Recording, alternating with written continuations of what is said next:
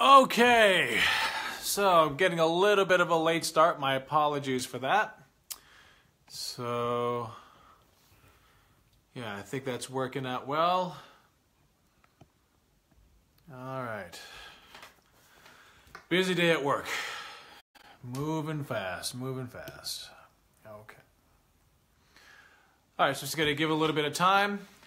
Give time for people to come in. Stacy, Colin, good to see you. Sorry, I got to catch my breath. Been running around for the last 5 or 6 days, it seems like. Pardon me. Les is here. Awesome. Say hi to everyone. Give a shout out. Look at your neighbors. All right. So, for those who don't know me, or for those who I haven't spoken to personally, I suppose, in any meaningful fashion, just gotta wait for more people to show up. There's one subject that really bothers me. It bothers me a great deal. And I knew that I was going to have to talk about it eventually, because if you're going to be talking about healthcare, if you're going to be having that discussion, there are certain things you have to include.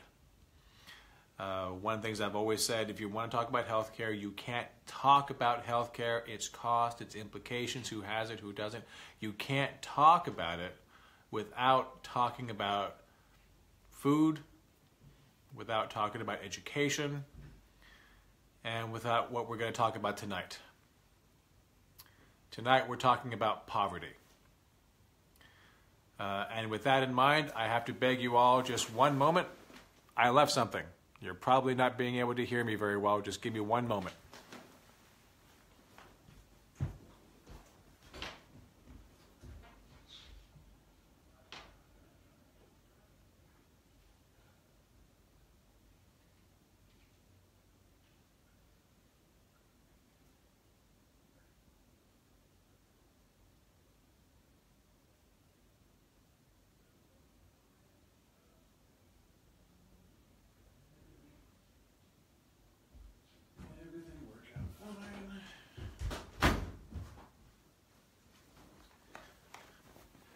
And I am back.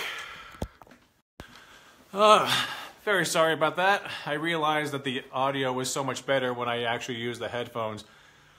Just, the microphone's here, so I want to make sure that y'all can hear me. But now, it's been several minutes. I'm sorry if I freaked anyone out if I was gone. But tonight, we're talking about poverty. And it is my least favorite topic to talk about. Because I hate the reasons why we have it. I hate the fact that it's become institutionalized. I hate the fact that we have a system that ensures that it is perpetuated. I hate that we have demonized it, that we have demonized the poor. That we have demonized them, we have criminalized them. And this is where we're going to be talking about today. And I've been told that I get angry. And this is unfortunate. This is very difficult for me to admit to because generally speaking, I'm a pretty happy guy. Generally speaking, I tell jokes, I make people feel good, it's what I do. But when I talk about these things, I tend to get very angry. I tend to yell a lot, and I try not to. And it's actually a lot easier if I'm talking to someone, to have that kind of energy back and forth. I'm saying something, you're saying something, I'm responding, I'm listening. It's very easy to not get so emotionally upset, because when there's someone that I'm there, who's there, I feel like there's a healing going on. I'm healing you, you're healing me. It's easier. right now, I know you're out there. I see you're out there. Give me a shout out if you're out there. But I'm looking at a phone. You know what I'm saying? So I feel like there's an isolation there. So when I talk about these things, the injustice of what I talk about gets the better of me. And when I review my live streams, I don't recognize the person that I'm looking at. Because the person I'm looking at is not often the person that I see when I brush my teeth, you know. So I'm not going to rein myself in. I'm going to let it go where it goes. But this one's going to be particularly hard for me. This one is going to hit a lot of nerves for me. So before I get into the meat of it, I want to make sure that we understand one another. When I'm talking about healthcare, when I'm talking about poverty, when I'm talking about education, I'm talking about love. I am talking about a love that is deeper than myself, deeper than any one individual, deeper than any family or community, deeper than anything one could possibly put something as pedestrian as a label on. I'm talking about a deep, pure love. That's the love that is going to allow us to have universal health care. Because if you love other people, if you love your community, if you love your family and other people's family, if you love all these things, if you love your environment, if you love whatever it is that you love, you will understand that it is not just about you anymore. It has been proven time and time and time again that we are at our happiest when we put ourselves in service of other people. There can be no higher calling than that, to serve others. I'm not talking about being a waiter, though that's a noble profession. I'm talking about being able to be of service to someone else. How can I be subject to you today? How can I allow myself the gift to myself to be a gift to someone else? And we are losing this. We are rapidly losing this. And I've been thinking about this a lot over the last several weeks. I've been thinking about it a lot. And one more thing before I really get into the topic. I'm not what one would consider to be religious in an organized sense. I consider myself to be very religious. I believe in a higher power. I believe in love. To me, God is love. God is not he or she. God is a spirit. God is love. But I've been thinking a lot about going to church. And specifically, I've been thinking about going to an African American church, black church. And I've done this in the past. The last time I actually went to one, this was a long time ago. We're going on maybe 15 years ago now. And I've done it a couple of times, and I've been thinking about it a lot recently. Because those churches, more than any other church I've ever been to, and I've been to a lot of them when I was younger, they understand love. And how can that be? We're talking about a group of people whose entire history is based upon horror. The horrors of slavery, of Jim Crow, the horrors of the prison industrial complex that is just another form of slavery in the modern era. And they still preach about love.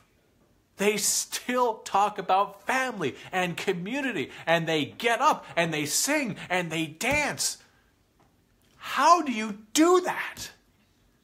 How is that possible? How can you have had that kind of shared experience and still believe? I don't get it. I don't understand, and I want to. Because there's nothing more beautiful than in the face of horror to say that you will not be able to take my humanity. You will not be able to take my spirituality. You will not be able to rob of me the one thing that is untouchable. My soul. It is forever and always mine.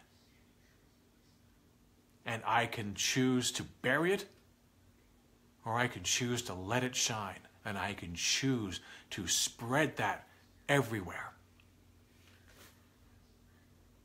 And I've never seen that demonstrated as powerfully as when I walk into a black church. And I'm not talking about religion when I'm talking about this. I'm talking about community. I'm talking about spirituality. I'm talking about the one thing, the missing link, that is going to make us take the anger that we all rightfully feel right now between Republicans and Democrats being the same side of the same coin, doing the same shit to fuck as many of us as possible. We need to be able to temper that anger with love, to make sure that whatever action we take is to the highest good, that we will actually allow ourselves the ability to be angry and move forward, and not just simply be angry and just lash out. And I have never seen anything like it other than in a black church. Been to all kinds of churches. I've been to synagogues, I've been to mosques, and it's all great. If that's what floats your boat, it doesn't float mine, whatever. But there's just something magical in a black church, and it's magical to me not just for its affirmation of life, for its celebration of brotherhood and sisterhood and community, but doing all that in the face of what they are faced with, for lack of a better way of putting it. It blows my mind. It is constantly blowing my mind. My mind is being blown as I'm thinking about it right now. So whether you go to church or not, whether you want to go to a black church, a Methodist church, I don't care. It doesn't matter. The goal is the feeling in your heart. The goal is that sense of community, that sense of something greater than yourself. The sense that you are not alone and that you are strongest when you put yourself in the service of other people. I'm here. How can I help you? How can I make your situation just a little bit better? That's love. And we need a lot more of it. Because if we did, I wouldn't have to be doing this. I would not have to be having a conversation that I'm about to start. What is poverty? I've seen a lot of politicians, a lot of media. I've seen a lot of people who claim to be Christians say that poverty is due to laziness. I've seen them say that poverty is God's judgment on you. And I am mortified. I am ashamed. I am absolutely outraged that one can take someone's lowest point and turn it around on them and say, you deserve that. You absolutely deserve that. I would never go to a church again and feel like, well, Molly, to each their own. Like I said, it doesn't matter where you go. It matters if you have the feeling in your heart. That's it. I go to church everywhere I go. God is love. And as long as I am serving love, I'm in church. That's how I define it. So if you are a church-going person and you say that if you are poor, that you deserve it, you're lazy, and we shouldn't be doing anything about it, you are, by definition, not a Christian. You are, by definition, not religious. You are, by definition, selfish. But my hope for you is that because you are making those choices, that you can choose otherwise. I will not write you off. I may be angry at you, you may be offending me, but I'm not going to write you off because you are, by definition, making choices, which means you can change your mind. But I want to float an idea, I want to float a concept that says that poverty is not a choice, unless you are in fact making a conscious choice towards poverty. There are people that do that. Poverty is not God's punishment on you. Poverty is not something that has been, that is, of your own fault, even though you may have made mistakes. Poverty is a lack of money. That's it. You are poor because you don't have money. And this is where I get really, really mad.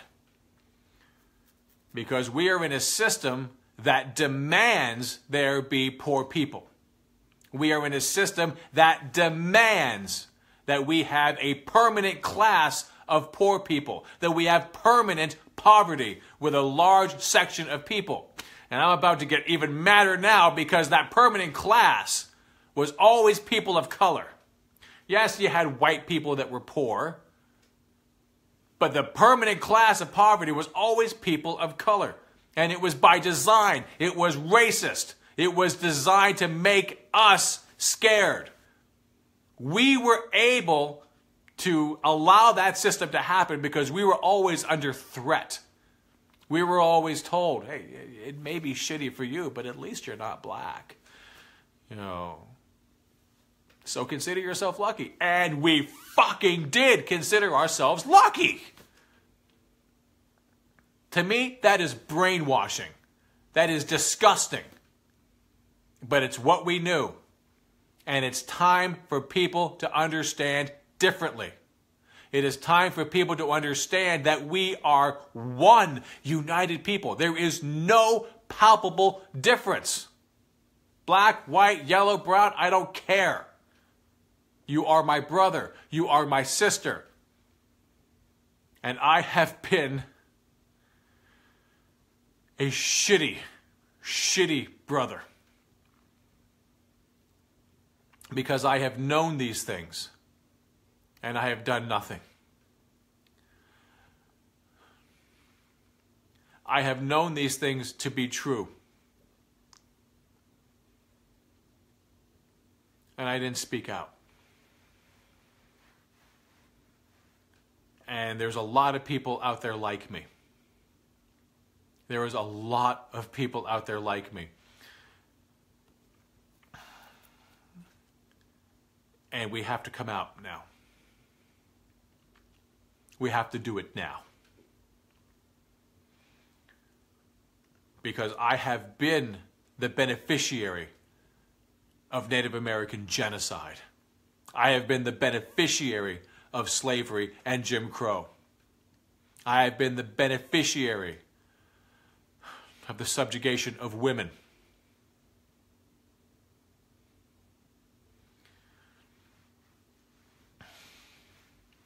The people that I have loved the most in my life have been women.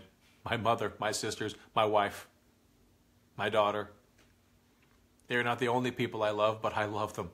And I have been the unwilling, but nonetheless beneficiary of their subjugation. And I have to come to terms with that shame.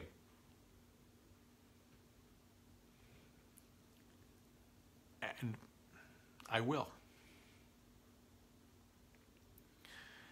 And this is my first step in doing this. In having this conversation with you. In having this topic. The one I knew I was going to have. Because the thing that really bothers me more than anything is that poverty now in the last 5-6 years is just like the opioid crisis right now. It only became a problem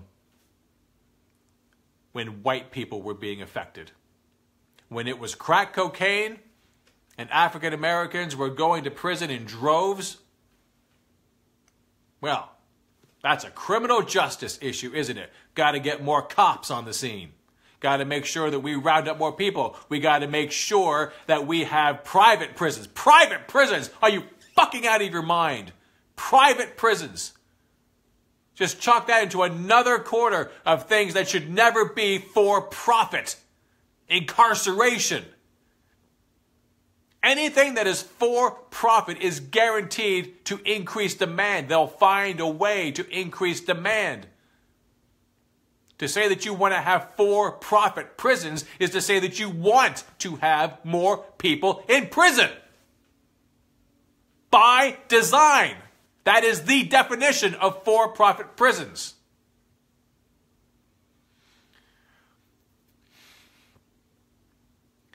But now we've got people dying from opioids, from prescription drugs, and they're white. Bless me. Bless me, Father, for I have prescribed opioid drugs to a white man. And now white people are dying. And it is horrible. It is disgusting. But all the more horrible is that only now are we considering it a health issue and not a criminal issue. When it's white people that are dying, now we're going to do something about it. All you politicians that and we keep talking about the opioid crisis and don't want to talk about exactly what this is. It's addiction. And it doesn't matter how you got addicted to whatever your drug is. Fix it. Do something about it. It is a mental health issue. It is a health issue. So do something about it. It's all inclusive. You don't need an opioid task force in Congress. You need health care. You need health care because it's a health crisis. When people are dying, let that be a lesson to you. There's a body count, it's a health issue. But we're not doing anything about it. But we're only talking about it because now they're white. It's the same thing with poverty.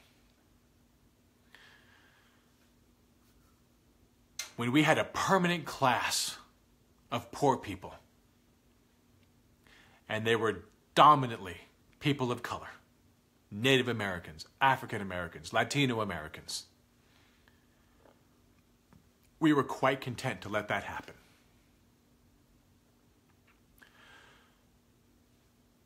But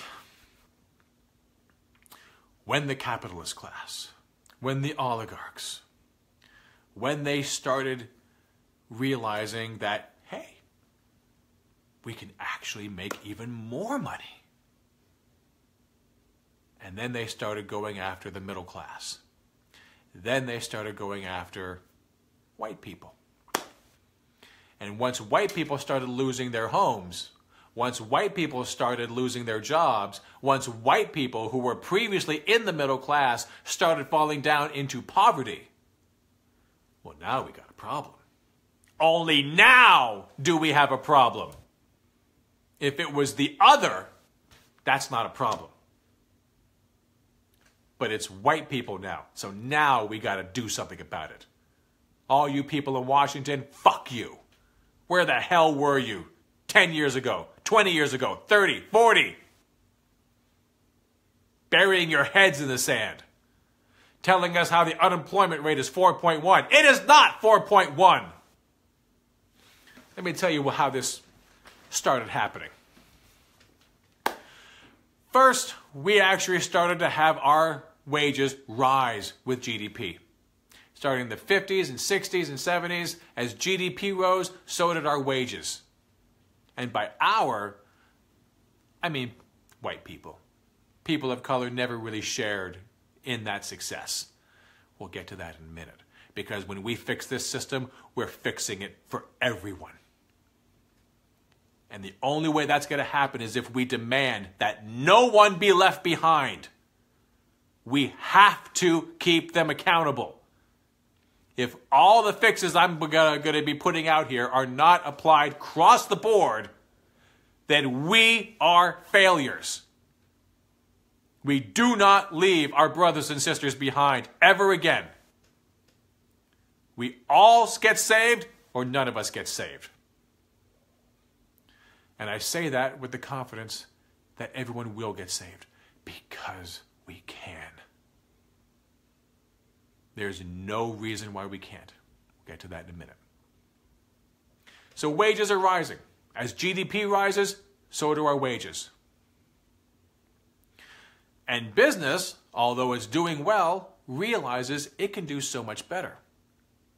It can do so much better, but it's got all these shackles on them. We've got shackles, and that's not what capitalism is. We got to release the free market, baby. Free market has got to be the ruler. It's got to be the rule of the roost. And what happens when you have the free market run everything? It's catch as catch can. It is the law of the jungle. Whatever you can do, you get to do. It doesn't matter who you step on. And this has become normalized. And it didn't happen immediately.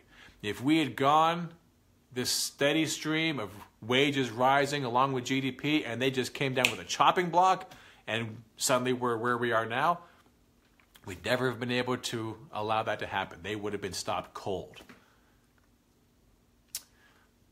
But they didn't do that. First, they busted the unions. And they made it quite palatable in the 1980s. Unions started to get less and less power, less and less negotiating power. Suddenly, our wages aren't rising. GDP keeps going up, but our wages don't. The first immediate consequence of this is that suddenly we don't have job security. We don't have financial security. The people up top do. They've got tons of financial security. We don't. We used to, we don't anymore. So we don't ask for raises. We don't ask for paid time off. We don't ask for anything because we start to feel the fear that we can lose our jobs, that we could be replaced, and we could be easily replaced. So they start playing with unemployment. Get unemployment high enough, weaken the unions enough, and suddenly everyone is running scared. So we don't have our collective bargaining powers like we used to. We accept less. We accept less and less and less and less. If you are of a certain age and you were paying attention at all, you know that throughout the 80s, 90s, first decade of the 2000s, there was a constant stream of news stories coming out where teachers' unions are accepting less, or this union is accepting less, or they're accepting a pay freeze for X amount of time, or the benefit packages aren't quite as generous as they used to be. We accept less and less and less and less. And the more we accept in less, the more uncertain our futures become. It's a never-ending, perpetual cycle. So they get to keep taking more, and we keep accepting less. Our wages stagnate. GDP rises, so standard of living rises, but our wages don't have the same purchasing power. And it's all by design. It's all of it by design, planned. And this has to stop. This absolutely, positively has to stop. We have to start realizing that deregulation is neither good nor bad. It is the quality of the regulation, and it is the teeth within that regulation that matters. This is true because government is neither good nor bad. When Reagan said, government is not the answer to your problems, government is the problem, he was lying to you. He was absolutely lying to you. The truth is, government is neither good nor bad. It is bad if bad people are in power. It is good if good people are in power. That means it's up to us to decide if it's good or bad, because we are the ones that put them in power. It is up to us.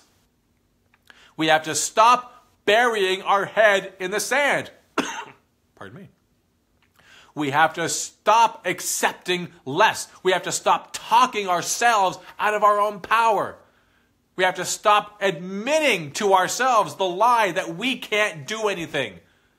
It's government. It's too big. It's the oligarchy. What can you do? They're gerrymandering. They're doing voter suppression. And the mainstream media is bought and paid for. And there's nothing but lies out there. Stop it!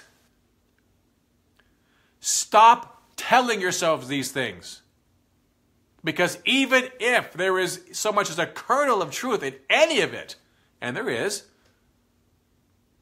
it's unimportant next to the real truth, the power of you. You are powerful. You simply have to start believing it. And that's why I started this stream talking about love.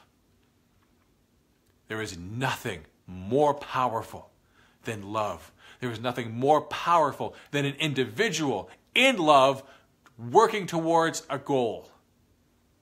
That person is unstoppable.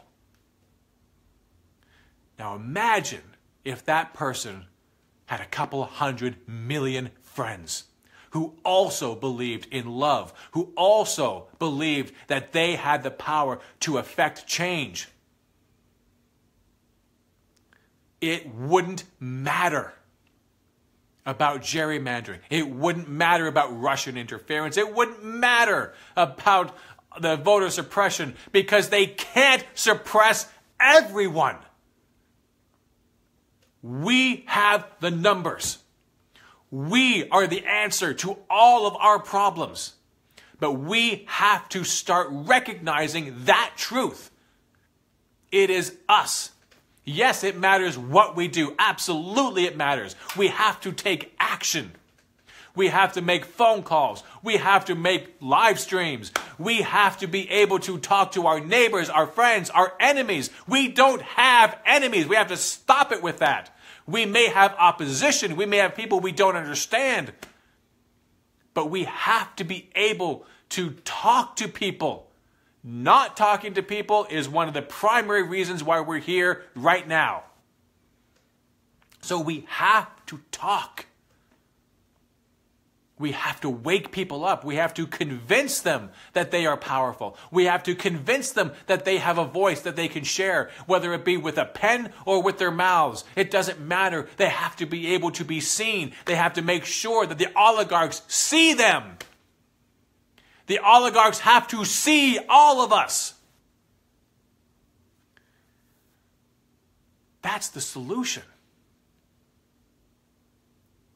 You can talk to people and, what are we going to do? And they'll talk about marches, and they'll talk about writing letters to the editor. They'll talk about all kinds of things. They'll talk about having good people run for office. They'll say you should run for office or get on your county committee. Do all of that. But make sure that you are grounded in love. Make sure that you are maybe angry, absolutely, but it's grounded in love. If for no other reason, do it so you don't become an asshole who does the wrong thing, who rubs people the wrong way. We need to inspire people. We need to inspire people to their strengths. We need to be brothers. We need to be sisters. We need to be family. Dysfunctional? Fuck yes. But we are family. And we will function better if we treat each other like family. How we think about each other is going to matter, because how we think about each other is going to determine how we treat each other. Why do you want Medicare for all? If it's not for the betterment of your community, why? If it's just for the betterment of you, you can get health care with a job. If you can get the right job. If you just need health care for yourself, that's relatively easy to happen. It's expensive as all hell. But if you want Medicare for all, don't tell me it's not because you care about your community. There's got to be something in you that cares about your community. Get in touch with that. Build that. Grow that. Talk to people that don't feel that and get them to feel it. Like a tiny spark at a campfire, just blow it. Build that fire of love in them, love of their community.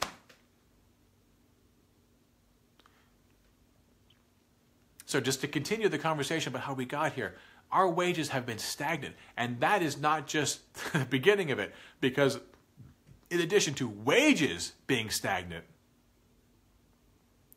they started taking away more and more. They started taking away our health care. Say, if you're going to be a full-time employee, I got to pay you health care. Well, simple solution to that, no more full-time employees. God, I think we've all been in jobs like that, where suddenly you don't work 40 hours. You work 38, you work 36, you work 35. Well, you're not really a full-time employee, can't give you the big benefit package. I worked in several jobs where they stopped hiring full-time employees. They didn't want to take it away from you specifically, but they would make the job shitty enough in the hopes that you would either quit or they'd be able to find reasons to fire you, and then they would replace you with a part-time employee. Pay the part-time employee a lot less and no health benefits, no retirement, no IRA, no nothing. They do this in the school system. They started a long time ago when the greatest generation, came back from World War II. They had the GI Bill. The GI Bill allowed them to be able to go to school, to be able to get small business loans, to be able to buy a house. If you were white, you got all that. And you got to be able to build wealth for your family. If you were African American, they let you go to school. Not any school that you wanted to. And they wouldn't tell you you couldn't buy a house.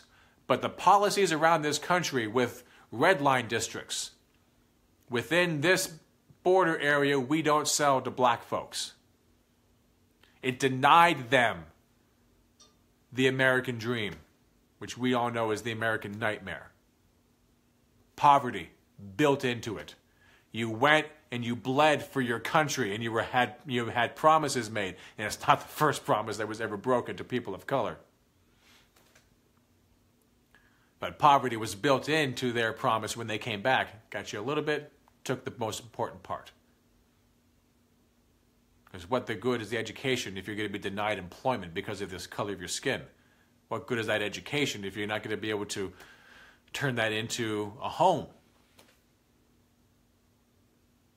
Then they started going after the education, because the generation that did come home and did get good education, well, in the 60s, they sure used that education because they thought for themselves. They saw the bullshit. They didn't just simply take it. They took to the streets. They became a real fucking pain in the ass to the administration. Well, that's the end of that then. Education's got to go. They don't teach civics anymore. They'll teach you social studies. It's good enough, isn't it? Well, apparently not. And having education funded with property taxes for the state pits you against me, pits poor communities against rich communities. It makes a clear divide between rich people getting an education and poor people getting an education. Because the rich communities get everything that they need, and the poor communities get whatever's left over. So if you're born poor, chances are you're going to stay poor. Because if there's one thing we know, education is one of the keys to getting you out of poverty. But there's no point in getting the education if there's no job, is there? So look at what they have done by design. First, control the unemployment level. That's what government does. The more they deficit spend into the economy, the more real dollars there are in the economy, the more investments can be made, the more people have money in their pockets. They spend that money. That puts pressure on businesses to produce. They have more pressure to produce. They start hiring more people. Employment goes up. Trickle down never, ever works. It's trickle up. You got to get money into the hands of the people that will spend it. And only government can do that, because only government creates net financial assets through deficit spending.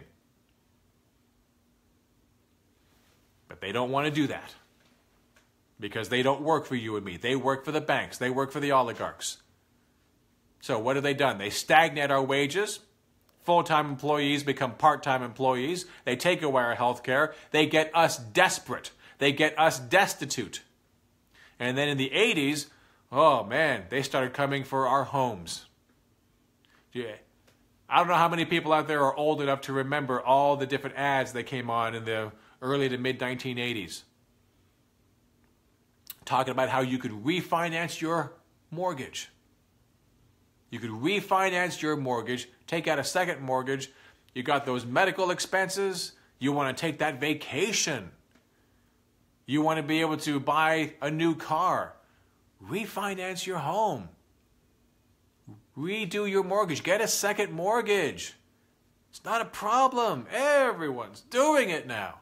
The banks found a way to monetize your wealth. They found a way to be predatory against your home. And it wasn't too much of a problem in the beginning, but it was the first step. These guys have been playing the long game. Ruin the economy, stagnate wages, take away the health care, make your job unstable, make you worried about where your next job is going to come from, whether you're going to be able to keep your job. Now we make your house unstable. Now we make home ownership unstable. They've already made education unstable, because it gets funded in just about every state through property taxes. The federal government could fund all education everywhere, from kindergarten through PhD. It's just money, and the federal government has as much of it as it needs. We could free up the budgets of the states, have complete tax relief for you and me and everyone else, and education is completely free. Federal government will pay for it. But they're not going to do that, because they don't want to have an educated population. They know what it was like to have an educated population back in the 60s. They don't want to do that again. They've been creating desperation. And the numbers of poverty are just rising and rising.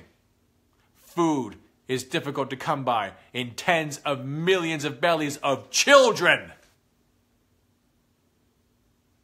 The unemployment rate is drastically higher than they will announce. They'll say it's 4.8% unemployment. That does not include the people who are no longer on the ranks of the unemployed. They are no longer looking for a job. They no longer collect an unemployment check, so they don't get counted.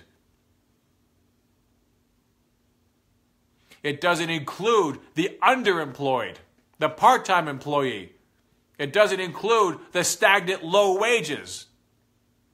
According to numerous studies, some of which I've put in the links here, you will find the actual unemployment rate to be around 22%. And that doesn't even break it down into different categories. Men, women, white, black, doesn't matter. There was one study that was done to state that black unemployment is usually in the low to mid to even high 20s. So when they say that unemployment is wonderful right now, they're not talking about the black community. They're folding them in so they can give you a better number. Yes, Guillaume, food is thrown out in tons. Oh, the bailout of the Wall Street. Oh, Molly, I'm getting to that in a minute. So by design, they create poverty. It is not a macroeconomic necessity. There's a link to a panel on poverty that Tavis Smiley and Dr. Cornel West and several others put together. As far as I'm concerned, it is required viewing. And one of the panelists had said, I think it was Majora Carter, had said that Jesus himself said there will always be poor. But Jesus never said that they had to stay that way. The idea is that there will be a cycle. You're on top of the world and then you run on hard times. Top of the world, hard times. Top of the world, hard times. The point is not that we will never, ever not have poor people. The point is that it should be a low point in your life that is brief. That does not have to be the permanent quality of your life. And while there may have been times in history in the world when it was harder to come out of poverty than now, there is no reason why in this country, at the very least, there should ever be poor people. It is the richest country in the world in resources. I'm not talking about money when I'm talking about riches. I'm talking about resources. We have one of the richest resource-rich countries imaginable. Richest resource-rich country. Try to say it that 10 times fast. We have one of the richest resource countries in the world. And because we are a net importer from other countries, we get the benefits of their resources as well. Why should there ever be poverty in this country under those circumstances? When we know macroeconomic reality tells us the federal government creates the dollar, sets its value, and drives the need for that currency through taxation. It can create as much money as it needs to fund whatever it wants to fund. Whatever the government collectively agrees to do, it can do ad nauseum, forever into the future, until it reaches full employment, actual full employment, not the 4.1% lie that they tell us. Full employment, and then we start running into potential problems. Potential. Only potential. Because if everyone has money, and we are still a productive enough society, everyone has everything that they need. We are producing goods and services, and there is money to purchase those goods and services, and we're not putting too much of a drain on that, we're good. As soon as we have too many dollars chasing too few goods, then we have a problem. And we have a number of ways in which we can deal with that. We can raise taxes. We can drain that demand, suck it out of the economy. We can float bonds. We can encourage people to put savings, put their money into savings. There's any number of things we can do before we cut spending to deal with inflation. But we are nowhere near full employment. We're not even close. They have created a permanent class of poor people to use as leverage against everyone else. Don't ask for too much. You could be like them. And we believe them. And in their greed, they have slowly expanded that permanent class of poor people. That number is growing. It grew huge after the Great Recession, and it has come down, but it is still, to this day, not where it was pre-Great Recession. We have a lot of work to do. We have a lot of work to do.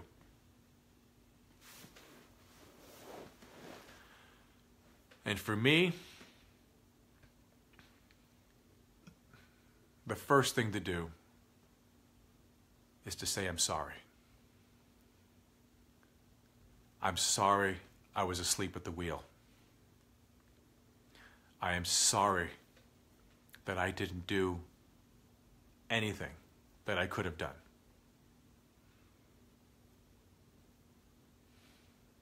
I can only tell you this. I'm never going to do that again. I will never, ever be asleep at the wheel ever again.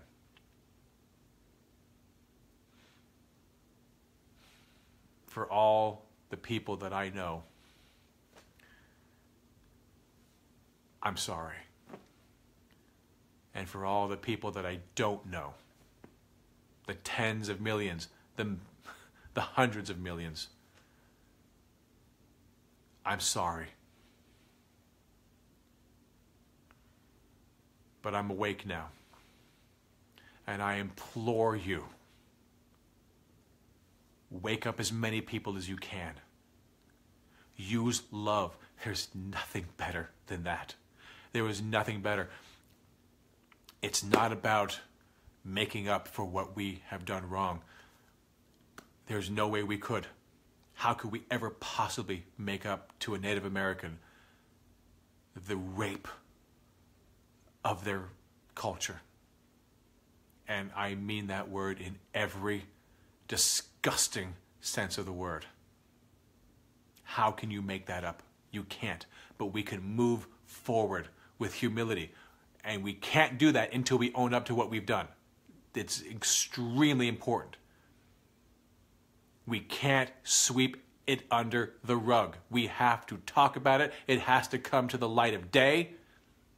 We have to be able to admit not only to what we've done to Native Americans, to African Americans, to Asian Americans, to Muslims now. Not only do we have to admit to it, we also have to admit to what we have gotten in exchange. And it's time to take this incredible wealth that we have as a nation and open up the floodgates, because it's about love. It is about love, that powerful, all-encompassing feeling of love. And that can only be properly expressed when you throw out your arms and you say, all are welcome. Everyone. I accept you all. You have done me wrong, I still accept you. You're a bigot, I still accept you. Because you can change your mind, and I will not give up on you until you have done so. We can do this. I can do nothing except what I'm doing right now. It can never be just one person, ever. I would even put that up to Jesus Christ. Whoever Jesus was, there have been wars fought in his name. There has been genocide done in his name. It can't be one person. It must be an all-encompassing, inclusive movement.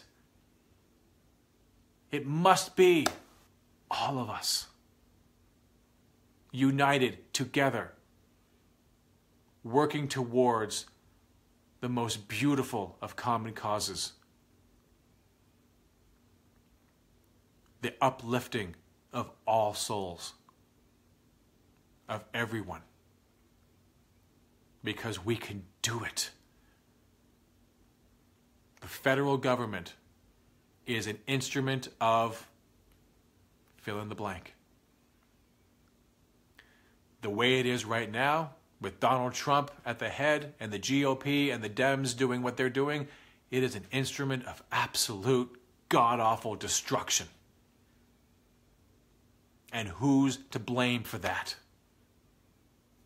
It's us. It's everyone that didn't stand up.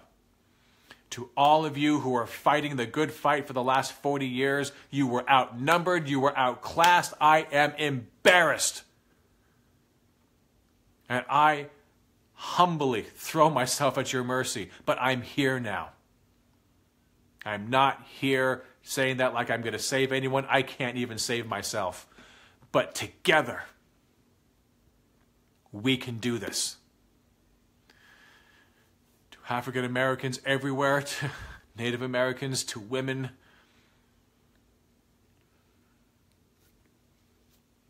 I don't even know what to say.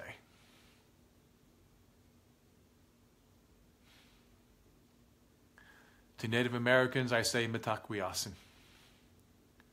We are all related. To African Americans, I say you are subject to no one but God.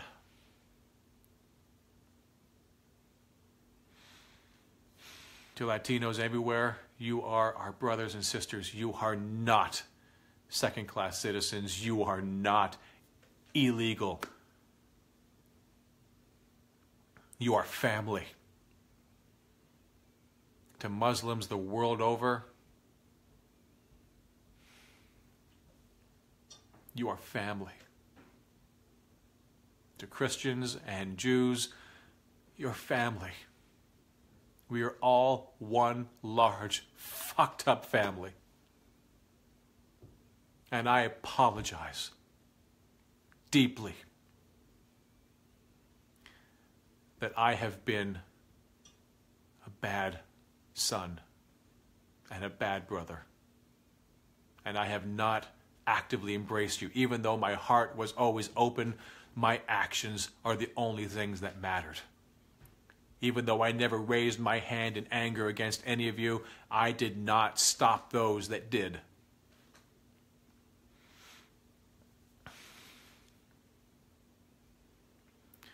And I will never live that down. I will always know where my voice was not. But always know that my heart was there. And I forever pledge to now put my voice and my body where my heart always was. We are together. We are unified. It is the only way we will survive. It is the only way that we will all reach our potential. Because a few people at the top having a wonderful economy and getting everything they want while everyone else suffers is hell on earth. It is immoral. I am my brother's keeper. I am my sister's keeper. And you are, all of you, my brothers and sisters. I am with you until the end. So please, find your way to redemption. Find your way to love. Find your way to get us where we need to go. Do not accept less than what we deserve. Do not accept less than what is needed to save everyone. Incrementalism is death. We don't need to save a few people, pat ourselves on the back for having done something, when we have the capacity to do everything, to save everyone. We can do this, and we must. Please talk to people, write letters. Share this video, share Real Progressive's video, go to Deficit Hawks, share MMT, Modern Monetary Theory. My last show was mostly about that. We have no financial constraints federally, only resource constraints. And this is the richest resource country in the world. So please educate yourself. This particular stream is not about MMT. My last one was. And there's any number of streams you can do with Steve Grumbine, Stephanie Kelton, Warren Mosler, Joe Firestone, Randy Ray. There's a lot of them at Real Progressives. There's a lot of them on YouTube. The information is out there. Please educate yourself. Talk to your friends. Talk to your elected representatives. Talk to the media. Write letters. Tell them that you know that we can save everyone, and it's because they don't want to that we don't. So please, reach out. Reach out to anyone and everyone. You do that, and we win. We win everything. With that, I love you. You are my family. I'll be back next week. Instant message me if there's something you want to say, if there's anything you want me to talk about next week in particular. But more than anything, just love each other. Love yourself. It is the greatest gift you'll be able to give to other people. Self-love, self-care. It'll make you a more whole person that you can give to other people. Itakuyasin. We are all one. I love you all. I'll see you next week. Bye-bye.